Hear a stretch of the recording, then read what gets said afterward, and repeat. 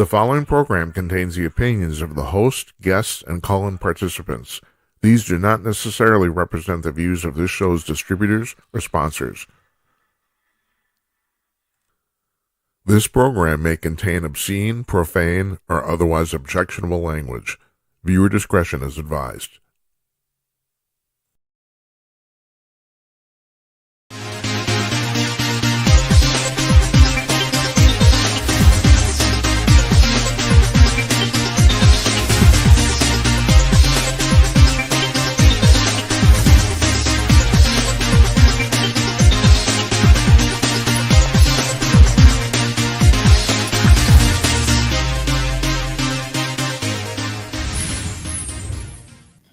Hello, ladies and germs. Welcome to this special edition of Jim Peters at Night in the Hollywood Squares. What are you doing? Oh, God. Okay, so on the screen, to my right, that we are here.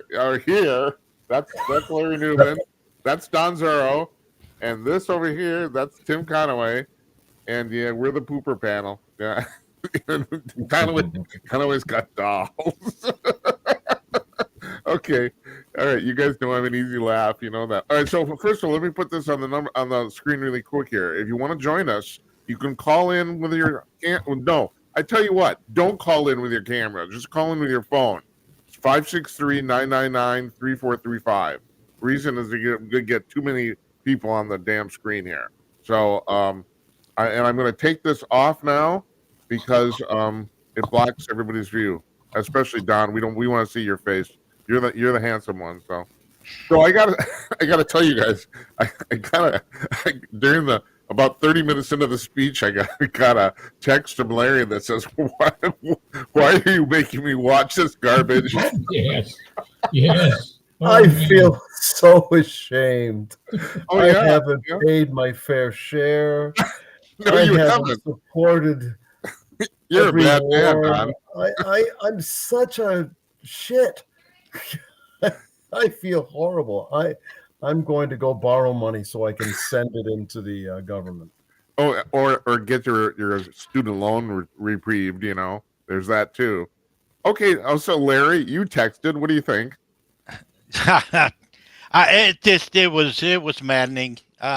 You know, I mean, he's trying to say all the right things, and I'm sorry, but I pay attention to people and their actions and know what they say, and it was so much crap. It just, you know, it was sickening to watch. Tim? Yeah, well, I will never overcome this. That's why my little friend from outer space he was just saying, "Let's get the hell out of here." This wasn't a State of the Union address. It was a political campaign speech. And the networks kindly gave this guy over an hour of free campaign ad time. You know, if so much of that was bullshit, so much of what he's saying he's going to do for America or, you know, claims that he's done isn't constitutional. The whole thing with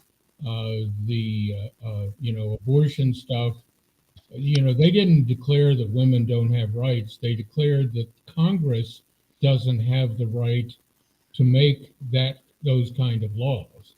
You know, it's a matter of what in the Constitution, which everything that Biden said ignored constitutional limits and ignored, you know, of what the constitutional powers are and aren't. So much of what he talked about is socialist when all these grand plans, you know, how are they going to get paid for? Well, they get paid for by the taxpayers. Telling pharmaceutical companies how much money they can make is that's a socialist, if not communist, kind of control over that's what China does with their companies. And it's basically that we're going to solve all your problems. Oh yeah, well of course that's what I'm saying. It was a campaign speech instead of a State of the Union speech. if you were the CEO of a company and you got up and you talked that kind of nonsense to your board of directors and to your shareholders, the next day you would be out. Yeah, yeah. None of that is what he's talking about is supported. As I say, most of it's not within his power to do, and it's socialist activities. Limiting what companies can and can't do is outside the realm of the federal government. It's just, I mean, like Larry's saying, it's not only crap. It was making someone in this house very angry. Well, to hear well, that- Tim, let me run this by you guys. You guys know I spent most of my life in the music business, and I happened to tell this story a few days ago to another friend under another circumstances. There's a very famous story. Ahmet Erdogan started Atlantic Records in like the 1960s, and by the 70s they were having a hard time, and he's at a board meeting, and the board is really kind of angry with him, and they're saying, "Well, so what? So Ahmed, what are you going to do about these deficits?" And he stands up and says, "Next year we're." He says, "Next year we're going to have more hits," and everybody's, "Oh, okay." It's what Tim's talking about, It's like, yeah, let's pass another bill. Like, holy shit! Yeah. Okay, I More do- money. I mean, I have Yeah. to say that a speech is bad when basically any fifth grader on the street could make an argument against everything that he was saying. Tim is absolutely right. This was nothing more than a campaign speech, and this is what happens when you have an incumbent that wants another year. This is why I prefer the second termers, because they have nothing to lose. They just go ahead and go for broke, or at least that's what I think, that if Trump actually manages to win, that's why I think it'll be 4 good years, because he'll do what he wants. Not that he doesn't do that anyway, but Yeah. but he'll really do what he wants without having to worry about what the ramifications are. But then again, we're talking about Donald Trump, so I guess Yeah. what I just said, it really doesn't matter, because he says what he's going to do anyway. And I love how he purposely avoided using his name, my predecessor and my Mhm. friends across the aisle. It was really a spectacle. I felt like I was watching the House of Parliament with the usual talkback that goes on, the that you hear whenever speeches are going I on. thought they were really reserved. Yeah. Yeah, me too. yeah. Yeah, you gotta- Marjorie Taylor Greene, of course. Right. Well, she can't help herself. She cannot help herself. No, she can't. But yes, they really made a concerted effort, obviously, to just let the thing play out, and I think that was probably very, very smart. Well, did you Yeah. notice how long it was before he actually got to the border? And that once he did, and he got the reaction that he knew he was going to get, whatever speech problems he had just suddenly went from about 5 to 10. He just Yeah. could not get a word out. And then he made the cardinal error of actually asking questions to the people that Right. are trying to shout you down, because then once you do that, then it's bets are all off. Then you have They can respond as much as they want. That's right. Yep. You have a conversation at that point, and you don't want it. Exactly. Right. Did you guys get the impression? My overall impression is that this speech was over massaged by committee. It was like everything was thrown in there. It's like I just there didn't seem to be any meat or soul to it per se. It's like we're going to hit all the talking points. I don't know. Am I? Well, Tim said it. He said it. It was a campaign speech, Yeah. and this was exactly it. He had been fed a bunch of lines, none of which he knew the actual substance behind, and tried to deliver them, and did so with anger, as he has in the last bunch of public speeches that he made. There's nothing conciliatory about his tone. So it's this message of his of togetherness falls on ears that just do not want to accept this line of nonsense. Yeah. And the thing on the border was actually absolutely the worst. Oh, I mean, everybody knows he can solve it. You know, I mean, we know that. You know, Right. Yes. and Yes. so he's just talking. It's like, I don't know. My guess is, we all live out in the real world, and also that's another thing too. You know, he got a tremendous ovation when he came in the hall, and I'm thinking, well, no wonder these people are so stilted. I mean, that's what they see. You know, he never talks to any real people, and if he does, it's under really weird circumstances. I don't think this played well in the public. That's my guess. I don't know. May I say, I don't want to hog the time. No. I What- love it when you hog. What anybody of any sense had to come away with is Democrats sure look weird. Yeah, From yeah. people that have hair on one side to bald women to people pretending that they're pretending that they are women. Man, you had to come away with saying, "Man, I want nothing to do with these." Oh, folks. Don, that is so prescient. My God, you're absolutely right. Well, You're right. one Well, of the applause at the beginning when he's coming down the aisle and everything. I mean, that's just respect for the office. And we would all do that. Yeah, You know, but it was just so ridiculous tonight. It was pathetic. I Now, thought. one of the problems, though, is that he is the president of the United States. He's making what they're calling a State of the Union address, and most American people are going to take that what he said at face value. Most people, you know, haven't done the homework, you know, haven't looked deeper into any of these issues than the headlines and most, I don't know how many people in the country actually read newspapers anymore. So people get their news off the internet and off their telephone. So he's saying, well, I did that, and I did that, and I did that. And, you know, the fact that it isn't true, they're not going to take it any farther than that.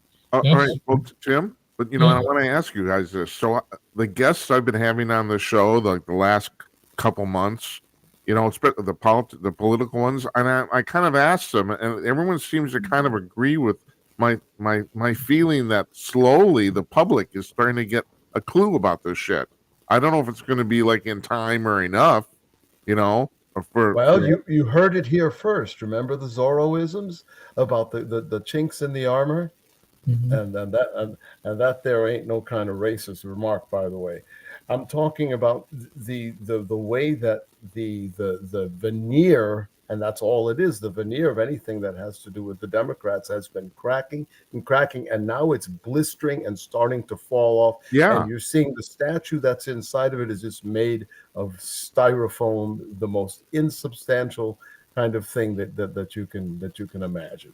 Yeah, Well, and he's talking tonight about how well everybody's doing, and does he not realize that everybody goes to the grocery store? no, he doesn't. Yeah. I don't think he That does. everybody puts gas in their car to go to Yeah. their job. That Yeah. you know, we're looking at a border crisis, that invasion that's totally off the wall, and everybody knows he could with a stroke of a pen, he could stop it tomorrow. So people are looking at him and going and shaking their head going, no, this is not right. Yeah, we've got 800,000 new jobs, but how many did we lose before we come back and got those new jobs? Exactly. Is he counting the people that changed jobs? Yeah. You know, that's the numbers that the government plays with are just so ridiculous. They can make them say anything that they want them to say. We've got the lowest number of working Americans that we've ever had. 60% of the people of working people don't have a job. They're living off the government. And how close to communism is that? Yeah. Yeah, but Uh, that was one of the big lies, you know, and that was early on. But, you know, he talked about 15 million new jobs. Well, no, there are 15 million jobs that people return to after the forced closures of the pandemic, after Correct. the government shut everybody down. people who lost their jobs or were laid off, that's the 15 million jobs that went back. So those aren't new jobs. That's And right. those 800,000 new jobs, Right. again, is part of that factor. He also talked about you mentioned that the inflation was at 9% and now it's at 3%. And he talked about the lowest unemployment rate. Again, they're lying with that number because they only count the people who are on the unemployment rolls at this time, not the people who have fallen off the unemployment rolls Right. and still don't have a job. So yeah, all of those things were lies. Here's an anecdote for you. I went out for breakfast with a friend the other day. The subtotal of the bill was $40. Do you know how much I wound up paying before tip? Before I tipped, $47. Yeah. Mhm. Before the tip. This is all taxes and fees and all this crap. A $40 subtotal came out to $47 after I looked at it, and then you had to tip on top of that. So I just tipped on the 40. But I'm just saying, him and his nonsense about inflation being under control. He's out of his mind. There's also the recent story about people trying to buy what was it, like a bacon burger, fries, and soda over at Five Guys, and that Yeah. a burger, fries, and a soda, $24. Well, guys, I don't know about you. I'm a pretty big fan of fast food. I at least in the past, I've eaten at like McDonald's and Wendy's 2-3 times a week, and there's just no question, especially McDonald's, the prices have gone through the roof. I mean, we're paying for the new $20 an hour thing for teenagers. for burning fries. Yeah, and that's the other part of the lie. Well, people are doing better now, and prices have come down. Well, no, prices are up. And here's something that he talked about us dear old seniors, but here's part of the. Oh, I think he froze. The fact that you can't make better through politics.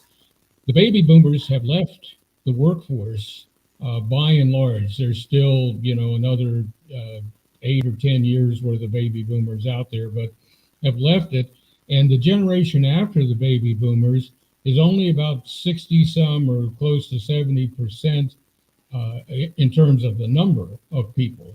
So because there are these fewer people out there, and because current parents have raised a generation of kids who don't want to work anyplace because it hurts their feelings, that everybody had to raise what they pay. I mean, it's base rates of $15 and $16 to work the drive-through window at a McDonald's.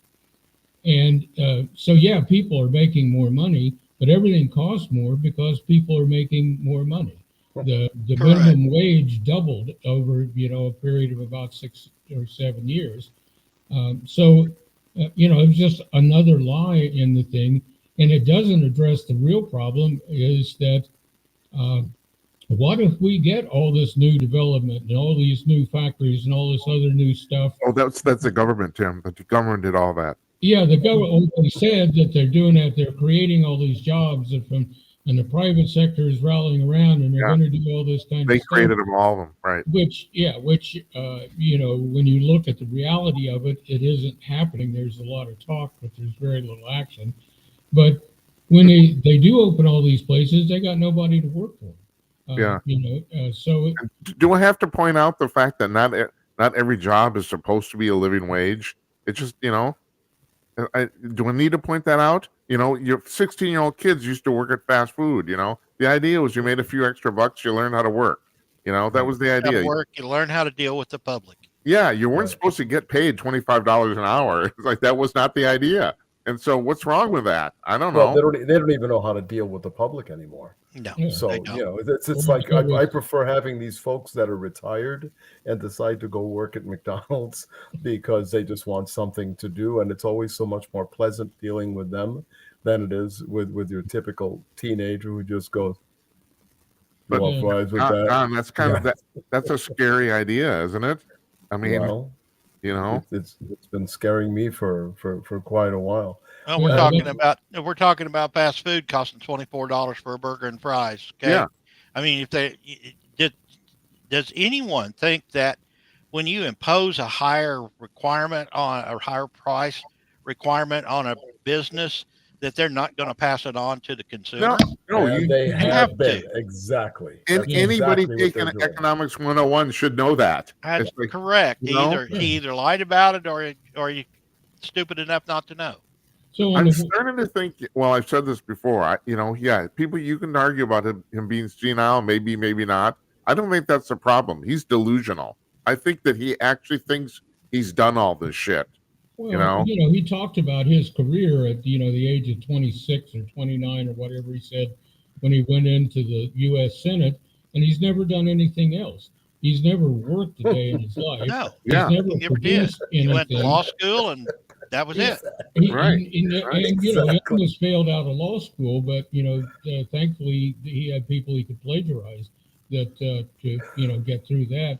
So, but if we had told those kind of lies in Catholic school, this is what we would have done. Oh my God! I think there's a family resemblance. And Sister Joanne, she looks like Oh, Jesus, God Almighty! 90% of the nuns I had. She also, if I wind her up and let her loose, she'll spit fire. What does she do then? She just comes at you, spitting fire. I don't want to know. Don't tell Hey, me. did anybody notice the time that Kamala stood up the fastest? It had to do with the marijuana laws being going out. Man, I thought that girl had a spring up her butt. I said, damn. Oh, she has a she's spring up her butt. She's awfully No doubt about that. enthusiastic about that particular law. Yeah, Okay, that's, am I an old perv? on a- And I'm sitting here thinking, I'm looking at everything. She's actually pretty damn cute. It's like, she may be dumb as a rock, but You talking about Johnson? She's dumb as a rock. That's not a no, I'm question. talking about Kamala. She's dumb as a rock, but she's pretty damn cute. I mean, I see what was his name? Willie. Oh, Willie Johnson, Willie, whatever his name is, the guy who she was stopping. Yeah, that's right. What was his name? Willie. Willie God. Brown.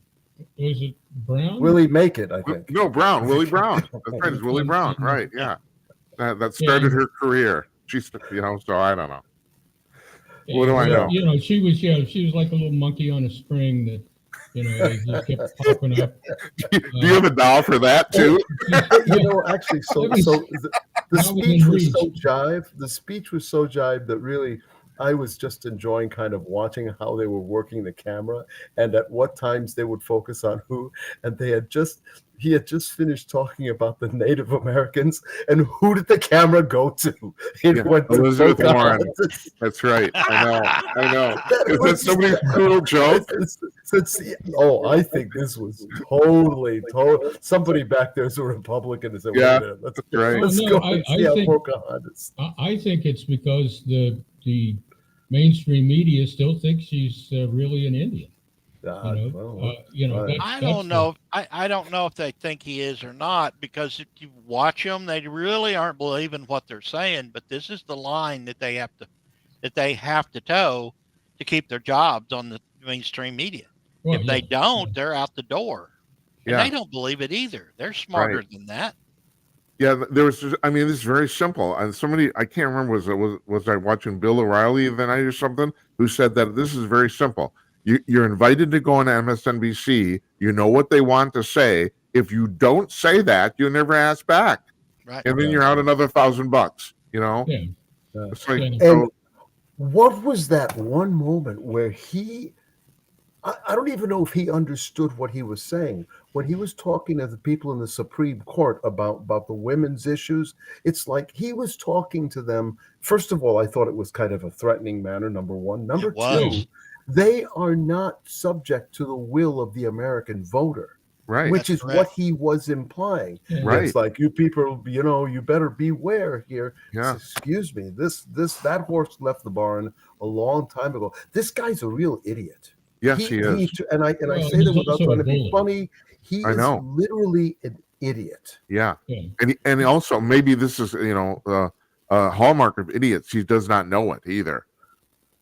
Well, that's the Well, best part of being an idiot. It is part of man. being an idiot, isn't it? Yeah. But I mean, yeah, really. threatening the Supreme, women have a lot of political and elective Yeah. power, and it's like, well, these people, I guess the undercurrent of that was supposed to be, well, when I get voted into office, I'm gonna, when you guys retire, I'm gonna replace you with somebody else. But challenging those people, and again, not understanding that the decision he was talking about, the overturning Roe versus Wade, was a constitutional issue for which they had a sound constitutional basis and not a political or elective issue. And then just saying, oh, we're going to do that, Congress is going to make this, it's like you totally missed the point, because they already said it's not constitutional for you, Yeah. Congress, to deal with this stuff. Yeah. So, but he's also kind of a bully, and that kind of threat to come Oh, yeah. on, we're going to do Yeah, this. sure. He looked right at the Supremes and bragged about how he went around them with the reimbursement for the school loans. Yeah. Yeah. Yeah. It just, And he's it's trying to on sell your that as a nose. feature. He said, I've saved firefighters money and all sorts of stuff. Yeah, what about all the people that paid their loans back? And what about me paying for all the loans? It's like, it's bullshit. And he's wanting money. He's wanting our money to pay teachers more when we have the lowest proficiency scores in American history. Okay. Kids come out of graduating from schools and are scoring 0 on reading and math. Yeah. Now, Right. why does he want to pay teachers more when they can't teach one kid? Yeah. Because Well, apparently, yeah. Go ahead, And Jim.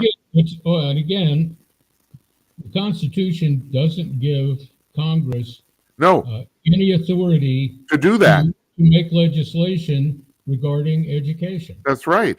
So- Absolutely. I know. that's- He wants to do all sorts of stuff. And, Yeah. and then he says, I thought he said something that he taught the Second Amendment for 12 years. That's what Yeah. it sounded like. He actually did say that. I don't understand He talked where or to what. And, none of these restrictions, impinge on the Second Amendment. And it's just like everything that you're talking about impinges Has on he- the Second Amendment. Has he read the Second Amendment? Well, The right to keep and bear arms shall Shall not not be be infringed. infringed. yeah. Period. Yeah. Yeah. And so, but it's all this, we're going to save people from these gun problems. Well, you know what? You can't. You can call a rifle an assault rifle, even though that's not an actual designation. All firearms can be assault weapons. And if you let that stand, if you say, oh, well, it's classified as an assault weapon, then you can classify any weapon as that, knives, Right. sticks. I thought of that. anything else. I thought of that and I'm no gun expert. I don't know anything about this, but what are you defining as an assault weapon? Assault Nobody- is a verb. nobody can It's define not it. No one can define it. not a noun. And No. not only that, seriously, how are you going to keep crazy people from going out and shoot people? It's like, Well, I think we've seen that you can't. I mean, look at the That's city right. of Well, of it's called Burnsville, law for and order. God's sake. And Mhm. I mean, I read a horrifying statistic about the number of officers that we've lost in calendar year, and I think it's like at 60, which represents a jump in percentages that's in the hundreds. Yeah. This is like this is a war on police officers. like we have never, well, Yeah. to use a It- Trump line, the likes of which we've never seen. Larry I- knows about this full hand. I deal with Firsthand. this every day, guys. Yeah. It's law and order. Okay, if you break the law, then there is punishment for that. That's the way the statutes are written. That's the way every state in the union, their laws say if this is the rule, if you break the rule, you're going to prison for 5 years. Nobody goes to prison anymore. They don't even Nope. get charged with it. So why are we surprised that violence is up? And Well, Larry, But we something that he said too was, oh, the violence is down, murder rates are down. I don't know what he's talking about because Chicago, Minneapolis, New York City, Washington D.C. I think the rates are down a little bit there, mainly because I think a lot of people are moving out of there. But crime isn't down; it's up, and the rate of recidivism is at the highest that it's ever been. That is, people who were in jail or should be in jail committing crimes again. Well, you have to understand the crime statistics. Okay, when you commit a crime and that crime is not investigated by the police officers, if there's not a report written, if there is not a prosecution by a prosecutor, if they refuse to prosecute you for that crime, then that statistic is no longer included in the numbers. Mhm. So the more crimes that get sloughed off to the side by prosecutors, and I know, of course, I work with them all the time. I know tons of police officers, and they're going, well, the prosecutor's never going to prosecute this, so I'm not even going to write a report. That Right. Okay, those numbers aren't there. So you've got the dramatic rise in crime that we know about. Then you temper that with the number of crimes that aren't reported. I mean, the amount of crime increase is tremendous. So And I the- just want the to point out effect- here, what Larry, this is a kernel of truth the public needs to know, and that's why I Yeah. hope people watch the show. You were saying that the reason crime is going down is because these crimes are not being recorded and prosecuted. So therefore, it's a double Crime is whammy. going up at a lesser rate Yeah. than what has actually been reported. Oh man. Well, what is Right. reported Well, is, here too- is going up at a lesser rate, but Well- in fact, it's going up at a higher rate. Do Well, they count? here in Minneapolis, Larry? So we had at a high, we had, I think it was 800 officers on the beat in Minneapolis. We're now down to 500 and change. I think it's 542, something like that. The other thing that is not getting reported is, what country is experiencing a downward trend in violent crime? Venezuela. Do you know why that is? They're sending their criminals They're here. all All coming the criminals right here. here. Sure. And Right. so we're dealing with things like this, And like and this we're girl, getting Lincoln Riley. right. We're getting to Venezuela. We're getting the criminals from all these other countries. But the citizen committing crime are increasing at a fast rate because there's no prosecution. Right. There's no penalty. Right. There's no accountability. I deal with that every day. So Well, Larry, to Go ahead.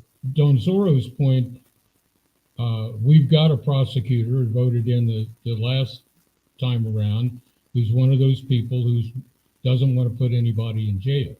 And we've had some very violent crimes, including one guy who, has been charged with attacking police officers, who was out on the street with this free release kind of stuff that they do, and attacked police officers. And this happened 3 times, and Sure. still they're not putting the guy in. So that's the problem, and it's understandable that officers don't want to work in the city of Minneapolis because you don't. The justice system has these layers, like we saw on TV for 20 some years, and it's got to be, everybody's got to have the other guy's back. If the district attorney is not going to prosecute, then you've lost your support from that. You might have support from your police chief down, but you don't have support in that next tier. And so, I would Without want, judges and prosecutors, you have no criminal justice system. And Right. and then why would anybody sign up to be a police officer? Yeah, Oh. and that's the problem. I mean, your police officers are going out and trying to do the right thing, but their hands are tied because all they do is send the report into the prosecutor, and there it goes to die. Now, if it Mhm. does go to trial, and I'm talking from firsthand experience in the courts every day, the judges want to send these people to prison as the statutes require, but in Missouri, all of the Supreme Court justices in Missouri are all Democrats in a heavily Republican state. And the Missouri Supreme Court justices set the rules that judges have to follow. And so the Supreme Court is issuing orders to the local judges telling them that you have to be lenient, you have to let them go, you have to, do not send them to prison, uh, turn them back out on the street. And the judges, local judges, throw up their hands and say, there's nothing I can do about it. Because if So- they don't follow those rules, then they can be kicked out off the bench, lose their retirement and everything else. So it comes down from the top. It's not police officers that's a problem. Yeah, but Right. gentlemen, how did we get to the point? Okay, we've had 2,000 years of civilization here, basically, and we've basically refined this and based it on what Larry's saying about the fact that, basically arresting people de-incentivizes people committing crime. So Right. where after 2,000 years of getting this, basically perfecting this system, all of a sudden these Democrats come and say, no, we're going to do this differently. We can do this better. Why did they get where does these stupid ideas come from? You're describing exactly how socialism began. Socialism correct. began at the hands of intellectuals who said, we've got a better way. Yeah. And we've got a better way because of blah, blah, blah, blah, blah. Yeah. And people just sat there letting their eyes glaze over. And the person said, follow me. They followed him. So now what you've got is people saying, no. Build more jails. Build more prisons. We can get to the root of the problem by not getting to the root of the problem, by throwing money at it. We're not going to do the real deep dive of saving young people from the very get-go. We're going to create programs that make it look as though we're doing that. We're going to create as many programs to put icing on the cake and never get to the freaking cake, and really digest what needs to be digested here. This is part and parcel of everything that the Democrats and the socialists and these leftists do. They color everything with their pseudo-intellectualism, and they ruin societies with overthinking every simple problem. And I know this because I'm currently binge watching Little House on the Prairie. And I can see the way America used to be, and I'm going, damn, this is the way we need to be. So Laura Ingalls, you were right, honey. Yeah. And that is the reason I keep you guys around. That speech right there. Thank you, Mr. Burrow. If you've been to the jails, if you've been to the prisons, the status of the prisons and jails right now is those people that are housed there have tremendous rights. The attorneys and the legal profession have sued until to the point to where you go to prison. Hey, you just, you can watch TV, play cards, learn from the other criminals, and you don't have to work, turn the tap. It's cruel and unusual punishment. If you ask them if they want to go out and clean up the road ditch, okay, that's where we're at. Now we go back to, now we turn that around and we go to this drug problem, the problem with prescriptions. Okay, we're going to get the prescriptions down. No, you're not, because the major cost of prescription is the product liability insurance that these companies have to pay every time they create a prescription or medication, and the cost of the litigation that comes with every one of those is what's driving it up. You go across the border to Canada and it's a lot cheaper. Wonder why? Yeah. Because they don't have the litigation, they don't have the product liability expense that we have here, because everybody sues everybody, and they sue them, also, you know. Larry, they You know, don't you they get don't make as many $100 worth drugs of either. damage, and you sue for $1 million. They don't make as many drugs. There's that too. That they also don't do that in Canada. Right. You know, Yeah. I mean, So- the amazing thing about the American system is that you can be a drug company and you can put on a new drug and you can get sued to the hilt and still make a profit. That's the real. It's astonishing, but that's really true. I mean, you know, If you started a company and you made a product, you want to make a little bit of a profit. no shit. Okay. But you have to include not just the cost to manufacture the product. Right. You've got all these other costs. This product Yeah. liability insurance, the lawsuits, the legal nightmare that you have to go through just to get it on the street. Not to That's mention the major part of the cost. just the development of drugs. I have a friend of mine who worked in pharmaceuticals at 3M, and he said it was not at all unusual. They would spend $100 million on some drug, and they had to can it because they came to the conclusion it didn't work. You know, he Yeah. said that was a regular occurrence. Oh, yeah. You Well, know? and that's the typical part of it. And what Larry is saying is that, you know, every expense that a company has, you have to account for that, you know, maintenance, repair, and overhead, your real estate, your all those kind of things that's apportioned to each product that you have and everything that you're doing. So it doesn't matter if you've got $8 worth of raw materials, and it takes a guy making $25 an hour, 10 minutes to make it. And so you factor that in and say, well, that only costs $12. No, it's all these other things, every other expense in the corporation, and the R&D that you're talking about, 100 million. I mean, some of these people spend $1 billion and 10 or 12 years trying to get something, Yeah, put through. going, right. Look, You've got to let's- recover that. let's bring it down to something that people can really associate with. When you have, let's say you drive a nice car, you got something wrong with it, you bring it in and you look at the bill. What is the majority of the bill? It ain't the parts, That's it's right. the labor. And this Yeah. is kind of a microcosmic version of what Tim's talking about.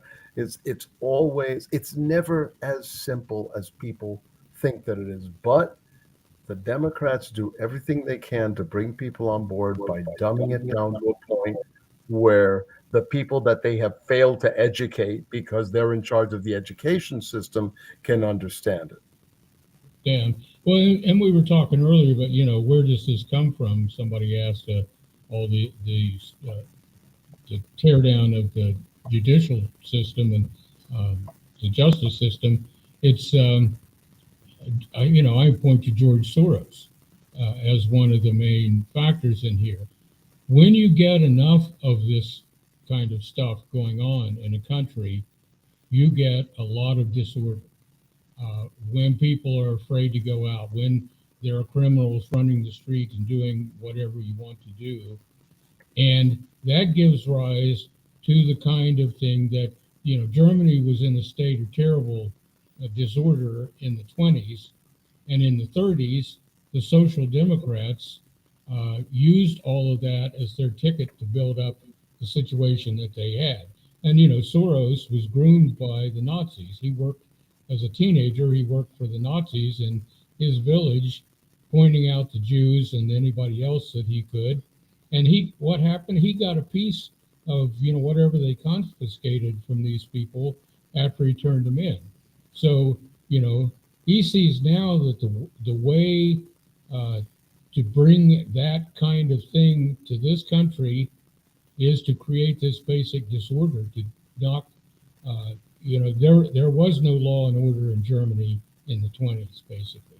It was wide open, wild, and also everybody was poor, because when you can wreck the economy, when you run all the businesses out of town, basically because of all the theft and people being afraid to walk down the street, then you've got the kind of disorder where now you can come in and all of these unconstitutional measures that Biden was bragging about doing, all of these things that he's going to fix by, writing this thing or having his department declare this thing or the other thing, all of these things that are outside his power, they get to do all those things. And we get another 4 years of Biden and, his Democrats in there, then it is going to totally wreck everything. I'm not saying, and you guys know I'm not a Trump fan either. I think Trump can mess up things in his own way because he's going to come in and be vindictive, self-serving. He's going to get even. And yeah, like Don Soro said, he's in second term. He doesn't have to. He's not running for re-election, so he can do any damn thing he wants. And in his case, it's first of all, it's going to be self-serving, and secondly, it's not going to necessarily be well thought out. But definitely with Biden, another 4 years of this kind of stuff, and him, saying to the Supreme Court, I don't care what you guys say. I'm going to go ahead and do these things that you told me are unconstitutional. That's. I just think it's going to be total chaos by 2026. Tim, you brought up a really good point here because people in the press have been writing about this too, about the fact that in 2020, a lot of people, I'm still a freaking conspiracy theorist, so I still think maybe they cheated the election. But even regardless of that, in 2020, the vast majority of people didn't vote for Biden; they voted against Trump. And now that seems to have switched. There's a lot of people who are voting for. They're not voting for Trump. They're voting against Biden. Yeah. Well, this is the perfect time for a candidate who could appeal to the broad center of the American public to bring stability, to reduce the size and power of federal government, to not say I'm going to do this and I'm going to do that when it's clearly unconstitutional, to not look at the Supreme Court and threaten them for making constitutional decisions. To take an approach that is not based on politics, not because of any political connections or because of a political party, bringing in the money, somebody who could do that kind of stuff. Unfortunately, one of those people didn't have any money to really make a that would be you. I'm sorry about that. Yeah. It's sad. Well, then I have the next best thing.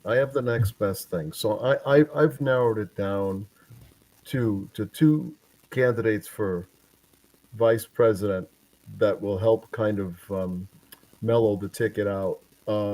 Not Nikki Haley, no. Not DeSantis, only not because I don't think he'd be good, but I think that he doesn't need Florida. Why get the governor of Florida? No, you just don't need him. Right.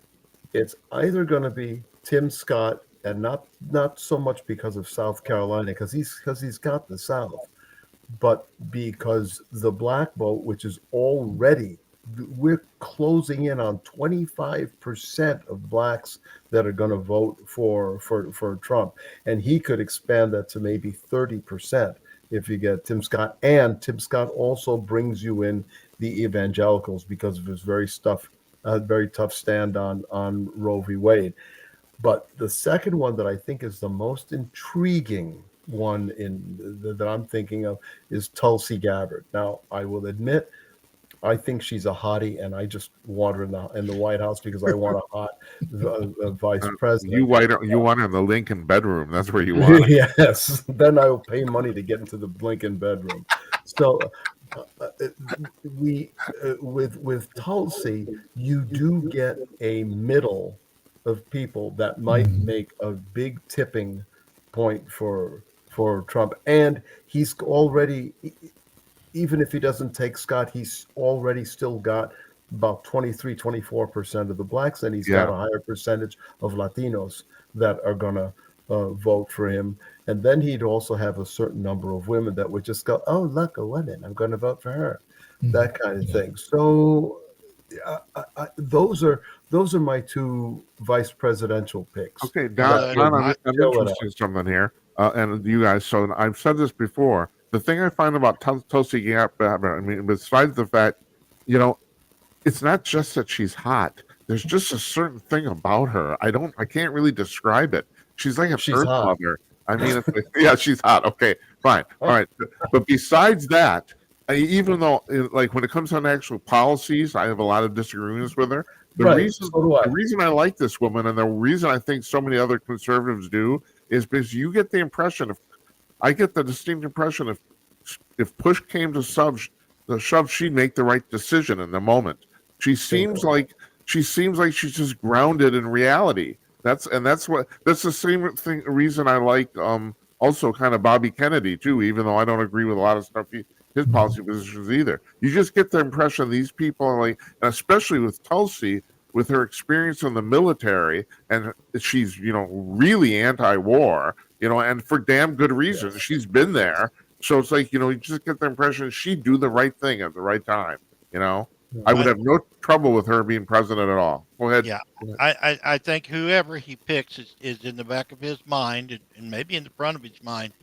The person he picks is going to have to be someone who can step up and be president in 4 years. He's going to pick the person that can do that can win and can continue what he wants to do. Right. I disagree with Tim a little bit on the fact that he's coming in just to get back at everybody. I think his focus is on getting this country straightened back out. Wouldn't surprise me if he just shuts down the DOJ and rebuilds it because we know how corrupt it is. But he doesn't have to worry about getting reelected. He's going to come in and clean house. And I think that is why they are so scared of him and are doing everything they can to shut him down because they know he's going to tear down their playhouse. The swamp is really legitimately concerned. But I do have to point out, Larry, you should be wary of Tim because he has way more dolls than you do. My grandkids take all mine. But once again, we're in that sad situation where we're stuck with one or the other of these in the two major parties. We don't really have an open election kind of situation. The two parties have a stranglehold on it, and we don't have anybody else. And as for Tim Scott, Tulsi Gabbard, I think she's kind of level-headed and a little bit different than the standard politician. Tim Scott, I think, is a weakling, and therefore I think may be the leading candidate for vice president because he's not challenging. And traditionally, presidents don't pick somebody for that second office who's a challenging figure to them. Look back to American history and you see that. So, if I was going to suggest somebody to him, I think I would go with DeSantis because he is a strong personality. He has got his head on right. He's doing the right thing, and he could carry on what Trump is going to do in 4 years. He could carry that on into the next presidency and keep this country on track. That should be the consideration because not 4 years, it's 12 years. Yeah, right. Exactly. And also, he has a demonstrated ability to deal with the bureaucracy, which is the biggest single variable any president has. He's probably the most successful governor there is in the country. Yes, right. And I brought this up previously. On paper, Jimmy Carter was like a perfect presidential candidate. Guy was a small businessman. He was a nuclear physicist. He was in the military. He was governor of a state. He'd already had he had everything on paper going for making him a good president. It didn't work out. You can never predict how these things are going to go. With DeSantis, you kind of have the closest you can get to real proof of the fact that he can do the job. So it's interesting. It's going to be interesting to see what's going to happen. Oh, okay. So I'm going to throw this. I'm going to throw this out in passing. I want all of you to answer this. Is Biden going to be the nominee? Yes. Yeah, that's what I think no, too. No doubt. No. Well, it's already decided. The way these parties operate, basically you win the primaries and you get nominated in the states that still hold caucuses. That's it. Yeah. There's not going to be anything else. They go to the convention, and you know, the only way, if they've got enough votes to pass on the first ballot at the convention. The all only right. way it would be somebody else is if that didn't happen, but it's already decided. It was decided. Right. The reason I yesterday. asked though, Tim, I'm watching Tommy Lahren show last night, and please no jokes about why I watch Tommy Lahren. I understand that totally well. She's hot. Yes, Don. Yes, she is. The political qualifications for women in office. Anyway, so and she's also. I'm actually really amazed by this woman because she's basically. I don't know if you guys know her history. She's 35 years old. She's basically like a child prodigy talk show host. She's really good at it. But she has Will Kane on, and they're talking about the fact that she thinks that he is not going to be, that they will dump him at the last minute. But I don't see how they could do that.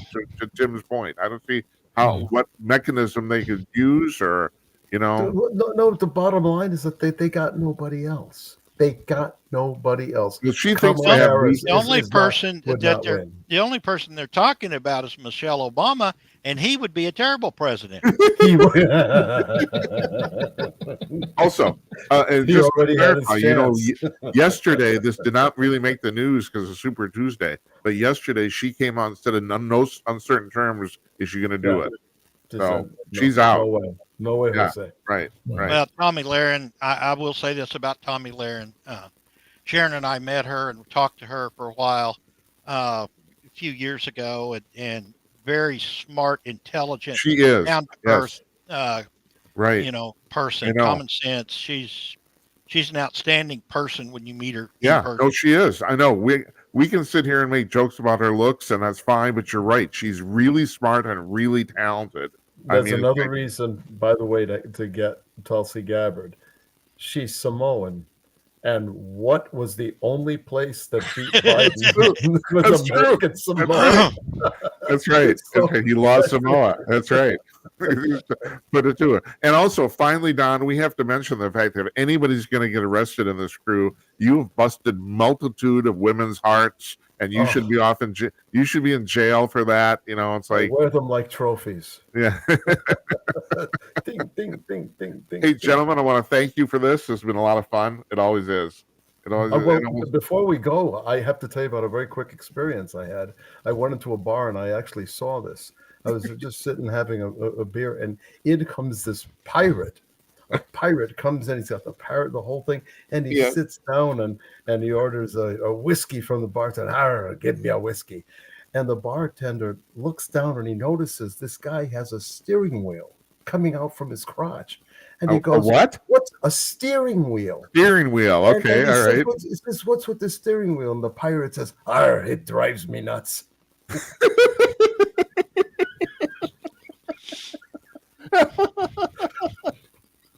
And then we call him Dad Oh, Zord. God. All right. So those of you watching, you don't Okay, get this. Don, much news, do he you? ordered rum. He didn't order whiskey. You're right. You're right. Got me. Oh God! Oh my God! Okay, Tim, put one of your dolls on the screen for one more time. Well, okay. Well, let's see. What do you Guys, got? this is my. You see, I'm going Yes. backwards. And Okay. this is what my future is now that I've dropped out of the race. Yeah. Yeah. And look at the size of that lumper, man.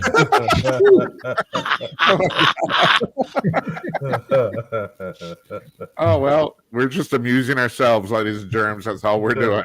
Better than abusing ourselves. That's right. That's right. Don Zero, thank you. Larry Newman, thank you. Tim Conaway, thank you. I'm going to make a real quick announcement. We're all going to leave together here. Monday, the 11th, and Michael Harrison, the founder of Talkers Magazine, he's going to be here. Tuesday, I got Jennifer Oliver O'Connell, and Wednesday, it's the dynamic duo of Jeff Meyer and no. Oh, God, no, I don't. No, Wednesday, I got somebody else. No, that's right. Sorry. Well, whatever. Michael Harrison on Monday. So that's what's going on. All right. There, yeah. So do you you think I know what I'm doing? I don't know what I'm doing. Thank you, gentlemen. Really appreciate Thank it. you. Yeah, I want to give a good night, Esperanza. Good night, Uncle Donnie, and good night to all of you wherever you are. Thanks. We'll see you guys. And now I'm supposed to run the video, and I kind of screwed it up. Oh my God! Here,